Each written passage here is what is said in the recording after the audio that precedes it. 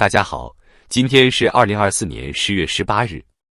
我今天要跟大家分享一下中国经济最新的严峻形势，以及官方近期推出的一系列所谓的救市措施。说实话，看完这些数据和消息，我都不禁为14亿中国老百姓捏了一把汗。先来看看最新的经济数据。10月17日，中国国家统计局公布了9月份的一系列经济数据，结果可以说是令人担忧。9月份出口同比增长仅为 2.4%， 比8月份的 8.7% 大幅下滑，远低于经济学家预期的 6% 左右。进口增长更是惨淡，仅为 0.3%。这说明什么？说明中国经济增长的两大引擎出口和内需现在都已经陷入了困境。再看看股市表现。10月17日，沪深300指数暴跌近 8%， 创下近5年来的最大单日跌幅。恒生指数也跌了 6.6%， 跌破2万点大关。你们知道这意味着什么吗？意味着今年以来，中国股市已经蒸发了将近10万亿人民币的市值，这可是老百姓血汗钱啊！房地产市场的情况更是不容乐观。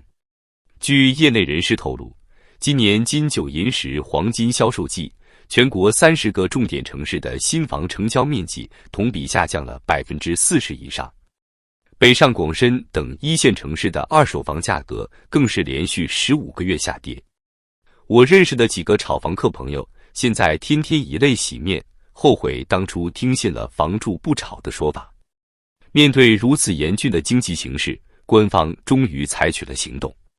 10月17日，住建部部长倪虹在国新办新闻发布会上放出了一系列所谓的重磅救市措施：一、将白名单项目信贷规模从 2.23 万亿增加到4万亿人民币；二、新增100万套城中村和危旧房改造项目；三、取消限购、限售、限价等政策，赋予城市政府调控自主权；四、降低住房公积金贷款利率，首套房最低首付比例降至 15%。倪虹还信誓旦旦地表示，中国房地产市场经过3年调整，已开始筑底，10月数据将呈现积极乐观结果。听完这番话，我只想说，呵呵。首先，4万亿的信贷规模看似很大，但实际上杯水车薪。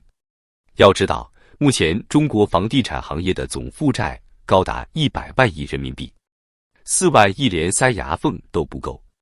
其次，100万套改造项目听起来不少，但别忘了，中国现在有超过5000万套空置房。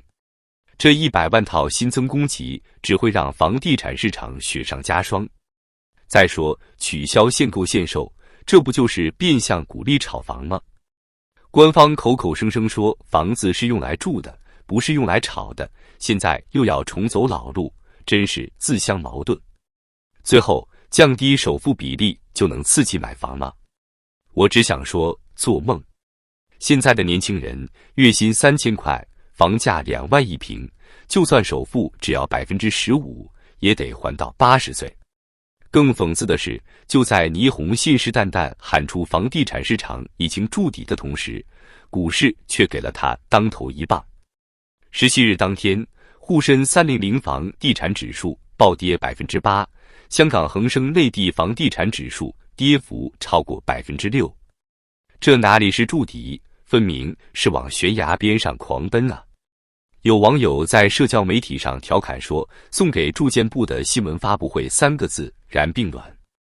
股市房地产板块被搞成大跌，当场打脸。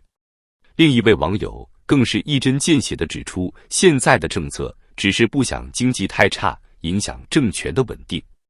所谓去风险，他们只要保住自己，不顾民生。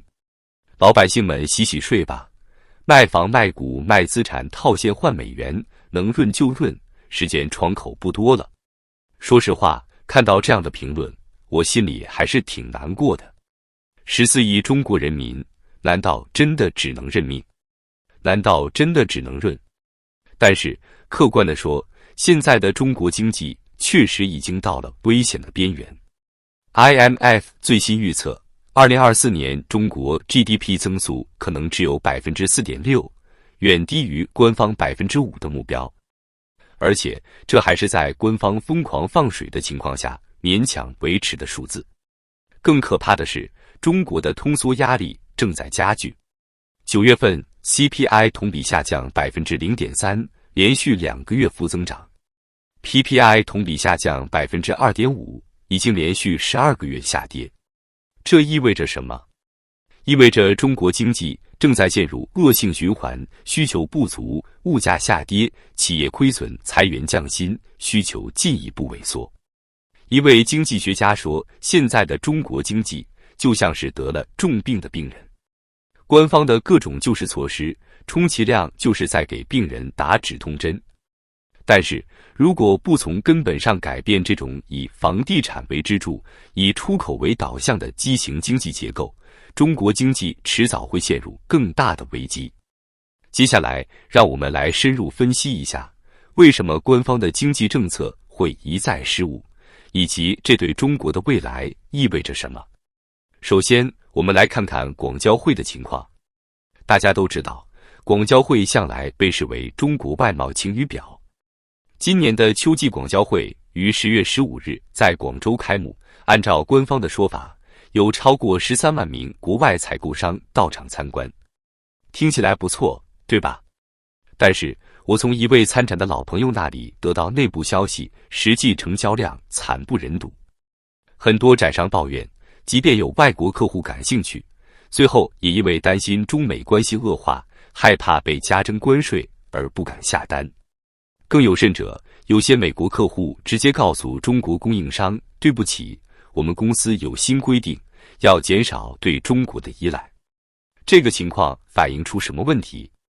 反映出官方一味强调以国内大循环为主，动不动就搞脱钩的做法，已经严重伤害了外国客户对中国的信心。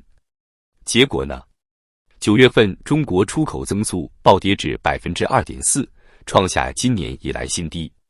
再来看看国内需求，官方一直在吹嘘要通过扩大内需来拉动经济增长。但是，请问14亿中国人民有钱消费吗？根据国家统计局的数据，今年1至9月，全国居民人均可支配收入实际增长 5.9%。听起来不错，但别忘了，这是名义增长率。如果扣除通胀因素，实际增长可能还不到 3%。而且这还是平均数。你们觉得农民工兄弟的工资涨了 5.9% 吗？更可怕的是，根据一项未公开的政府调查，中国有超过6亿人的月收入仅为1000元人民币左右。这个数字恐怕连北上广深的房租都付不起吧。在这种情况下，官方还指望通过刺激消费来拉动经济，简直是痴人说梦。事实上，官方现在的经济政策就像是在用20世纪的方法来解决21世纪的问题。他们还在幻想通过大规模基建投资、房地产刺激来拉动 GDP 增长，殊不知这种粗放式的增长模式早已走到尽头。更糟糕的是，官方似乎完全不懂得现代经济学的基本原理。比如说，他们一直在强调要稳就业，但却采取了一系列打击民营企业的政策。请问，没有蓬勃发展的民营经济，哪来的就业岗位？再比如说，他们一方面说要扩大内需，一方面却在压制工资增长，打击工人维权。这不是自相矛盾吗？没有持续增长的工资收入，老百姓拿什么来消费？一位经济学家说，现在的中国经济政策就像是在玩俄罗斯轮盘赌，他们每出台一项政策，就是在赌这项政策能不能奏效。但问题是，他们赌的是14亿中国人的未来啊！官方似乎还没有意识到问题的严重性，他们还在自欺欺人，还在粉饰太平。就在前几天，高层会议还在强调要坚持高质量发展，要构建新发展格局。这些冠冕堂皇的口号，真的能解决中国经济的根本问题吗？有网友在社交媒体上调侃说，现在的经济政策就像是在用创可贴来治疗癌症。这话虽然刻薄，但不得不说很有道理。那么，中国经济的未来会怎样？说实话，我也不敢妄下定论。但是如果官方继续固守己见，不肯进行真正的改革，那么中国经济崩溃的风险将越来越大。IMF 预测，2024年中国 GDP 增速可能只有 4.6%。但是我认识的一些经济学家私下预测，如果考虑到各种潜在风险，明年中国经济增速可能连 3% 都保不住。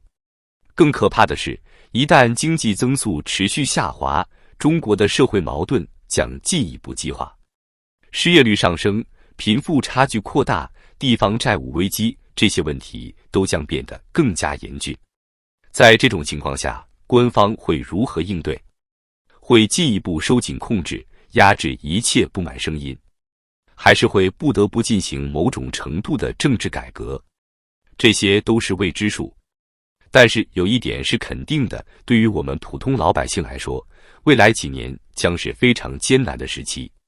好了，今天就聊到这儿。欢迎大家在评论区留言，分享你们对中国经济前景的看法，让更多人看清中国的真相。别忘了点赞、订阅、转发给身边的朋友。我们下期再见。